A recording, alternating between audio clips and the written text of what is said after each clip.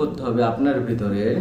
যে আপনার ভিতরে কি কি জিনিস আছে যেগুলো হচ্ছে কোরবানি আপনি এই দিনের দিন, এই যে সকালবেলা উঠে ঘুম থেকে উঠে যে অনেকজন তো গরু ছাগল বেঁধে রেখেছেন না সবার বাড়িতে, হ্যাঁ বেঁধে রেখেছিলেন না, দিয়ে কি করলেন আজকে সকালবেলা এসে ঘুম থেকে উঠে নামাজ পড়লেন, নামাজ পড়ে হচ্ছে সেই গরু ছাগলদেরকে নিয়ে এসে জবাই করলেন। হ্যাঁ, তো সেম ঠিক একই মজে যাতে আপনার মনের ভিতরে থাকা উচিত ছিল যে আপনার ভিতরে কি কি প্রবলেমগুলো আছে, চরিত্রের মধ্যে কি নেগেটিভ জিনিসগুলো আছে, এই জিনিসগুলোকে নিয়ন্ত্রণ করে মনে মনে ভাবা দরকার ছিল যে আমিও আমার ভিতরে যে ছাগল পোনাগুলো আছে, যে গরু পোনাগুলো আছে, এই জিনিসগুলোকে বেঁধে রেখেছি দড়ি দিয়ে। সকালে আজানে নামাজ পড়ার পর আমরা সালাত আদায় করার পর আমরা যে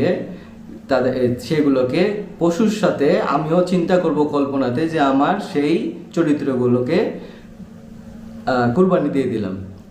এটাই কি হওয়া উচিত?